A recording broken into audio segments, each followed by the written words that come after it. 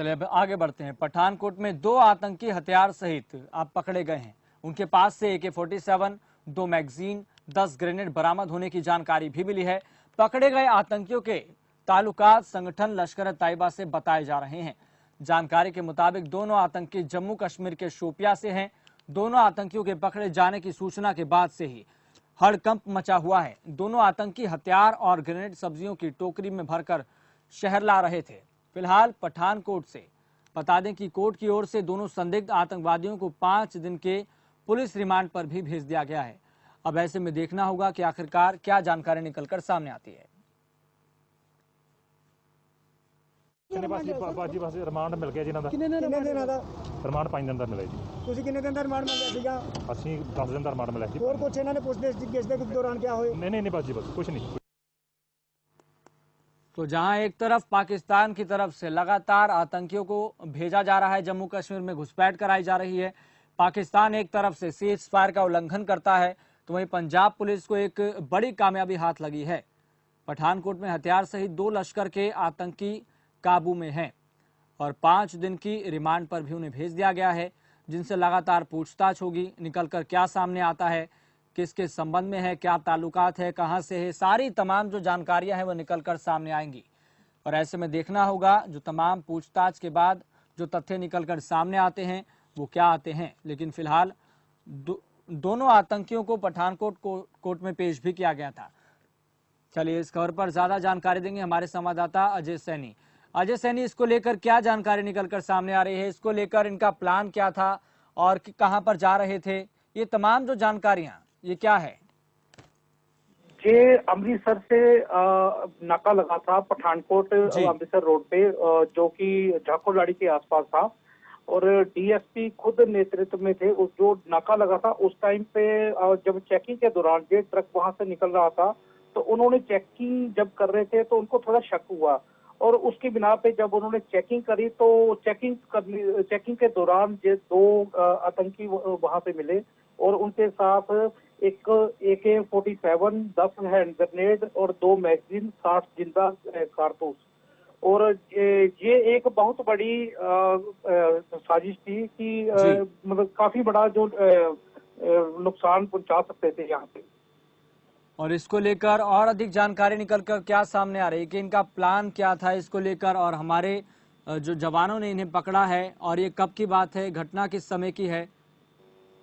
ये घटना परसों की है जी। और ये ये अमृतसर पठानकोट से निकलकर इन्होंने लखनपुर बॉर्डर की तरफ से जम्मू को एंटर करना था जी। और काफी पिछले दिन 2 महीने पहले भी 2-3 महीने पहले भी एक ऐसा चांस हुआ था जिसमें लखनपुर पुलिस वालों ने काफी बड़े तादाद में जो असला पकड़ा था, हथियार पकड़े थे। तो उसके बाद ये दूसरा मामला जो परसों पकड़ा गया, पंजाब पुलिस, पठानकोट पुलिस की तरफ से काफी बड़ी कामयाबी मिली है कि ये एक बहुत ही बड़ी घटना को अंजाम देने वाले थे। अजय सैनी, एक महत्वपूर्ण सवाल यह है कि कुछ समय पहले भी पठानकोट में इसी तरीके की साजिश रची गई थी जिसमें आतंकवादी सफल भी हुए थे, और ऐसे में तब से लेकर अब तक ऐसे कितने मामले सामने आ चुके हैं जहां पर आतंकवादी गतिविधियां हैं जो पहले की तुलना में ज्यादा देखने को मिल रही है? सबसे पहले एक घटना हुई थी जो दीनानगर में हुई थी, पठानकोट के साथ लगते इलाके में, जो कि वो भी बहुत बड़ी कामयाबी मिली थी आतंकियों को। और उसके बाद जो दूसरा अटैक इन्होंने करा था वो करा था एयरफोर्स के ऊपर उसके बाद, और उसमें भी आतंकियों को काफी बड़ी कामयाबी मिली थी और वो काफी नुकसान इन्होंने किया था। उसके बाद 2-3 महीने पहले जो कि लखनपुर पुलिस ने काफी बड़ी कामयाबी की है, और उसके बाद जो परसों हमारी पंजाब पुलिस और हमारे जवानों ने बहुत बड़ी सफलता हासिल की है। और ऐसे में मैं आपसे जानना चाहता हूं, क्योंकि आप जमीन पर रहते हैं, आप रियलिटी चेक करते हैं, गौर करते हैं, तो ऐसे में पठानकोट में और पठानकोट पुलिस इसको लेकर पहले से ज्यादा कितनी सक्रिय हुई है?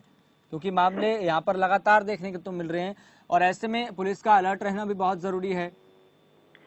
इन वारदातों को लेके जो ये वारदातें हो चुकी हैं, उसके बाद जो हमारी पंजाब पुलिस है सभी नाकों पर, क्योंकि पठानकोट का एरिया जो काफी संवेदनशील एरिया है, जिसको लेकर एसएसपी पठानकोट जो दीपक हिलोरी जी के उनके नेतृत्व में जितने भी बॉर्डर एरिया हैं और जितने भी नाके हैं उन सभी को तैनात किया गया है, जवानों को, और उनको खास हिदायतें दी गई हैं कि जो भी गाड़ियां आती हैं चेकिंग के बिना कोई भी गाड़ी ना जाए आगे। और इसको लेकर भी क्या कुछ जानकारी निकलकर सामने आ रही है कि जो दोनों आतंकवादी पकड़े गए हैं इनके अलावा भी और आतंकवादी सक्रिय हैं पंजाब के अलग अलग इलाकों में, इसको लेकर क्या कुछ जानकारी है? इस बारे में जब हमने डीएसपी सलखन सिंह से बात करनी चाहिए तो उन्होंने इसके ऊपर ज्यादा बात ना करते हुए जांच का विषय बताकर टाल दिया।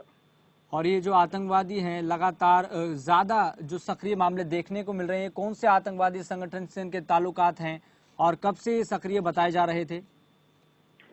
ये लगभग कोई 3 से 4 महीने से सक्रिय बताए जा रहे थे, क्योंकि इसी दौरान क्योंकि पुलिस की काफी इनके ऊपर नजर भी थी, तो जो परसों इनको बड़ी कामयाबी मिल गई और अभी तक ये पता नहीं लग पाया कि कौन से अपना उससे है किसके साथ जुड़े हुए हैं। और इसको लेकर अब क्या रणनीति सामने आ रही है पंजाब सरकार की और पुलिस विभाग की? क्या कोऑर्डिनेशन देखने को मिल रहा है इनके बीच में? अभी तक पार्ट ऑफ इन्वेस्टिगेशन ही बोला जा रहा है कि अभी उसके बाद कोई ना कोई प्रेस कॉन्फ्रेंस करेंगे, उसके बाद ही पता चल पाएगा क्या है क्या नहीं आगे की रणनीति। चलिए अजय सैनी, बहुत बहुत धन्यवाद तमाम जानकारी बताने के लिए। तो अहम जानकारी यही निकलकर सामने आ रही है कि पठानकोट में हथियार सहित 2 लश्कर के आतंकी काबू में कर लिए गए हैं और ऐसे में अब उनको कोर्ट में पहले भेजा गया, जहां पर 5 दिन की रिमांड पर उनको भेज दिया गया है।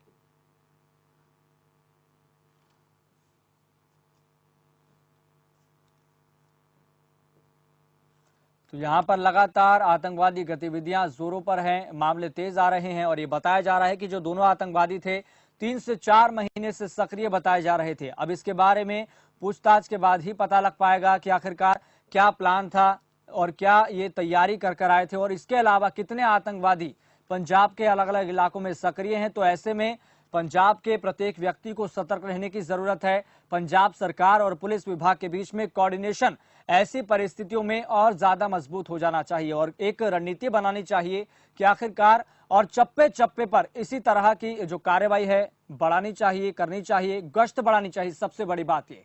चलिए यहाँ रुकते हैं छोटे से ब्रेक के लिए। ब्रेक के उस पार आपको दिखाएंगे कुछ और महत्वपूर्ण मुद्दा जिस पर हम चर्चा करेंगे।